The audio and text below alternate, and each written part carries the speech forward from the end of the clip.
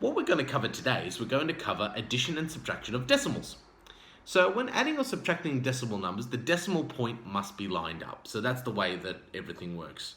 When we're dealing with negatives, we'll worry about that in a minute, but the easiest thing to make sure to always remember is when you line them up, you don't line them all up by left or by right. Just need to make sure that all the decimal points are in exactly the same place. So for example, this one here, we've got 54.2 plus 0.003 and plus is 1.62234.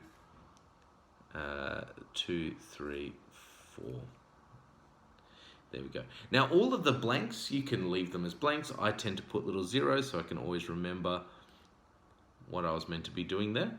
So 0 plus 0 plus 4 is 4, 0 plus 3 plus 3 is 6, 0 plus 0 plus 2 is 2, 2 plus 0 plus 6 is 8, 4 plus 0 plus 1 is 5, and then 5 on the end there. You can put the zeros there. 5 plus 0 plus 0 is 5.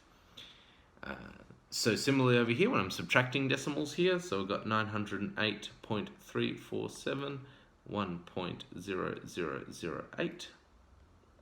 Going to put our missing zeros in.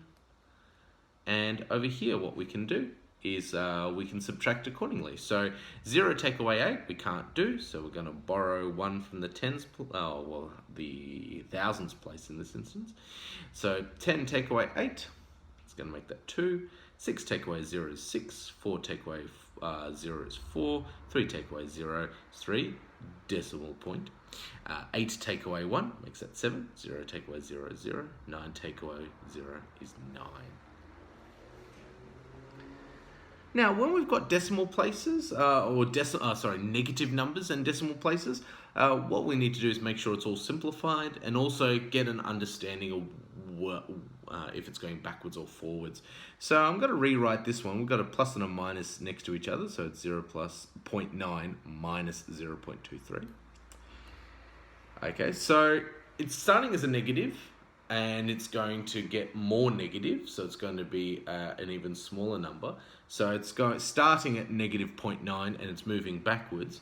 So another way that we can actually express it, or the easiest way to do that, would be to make it a minus 0.9 plus 0.23. Now, you could do it a different way, and I'll show you why I would do it like this. So I'm just going to put a little minus, I'll put some brackets over here. 0.9 plus 0.23. So 0 plus 3 is 3, 9 plus 2 is 11, 1 plus 0 is 1. We'll put the minus sign on the outside. Because 0.9 take away 0.23 is going to make that more negative. So therefore, the easiest way to do that would just to be make sure that we keep that answer as a minus and just add these two numbers together.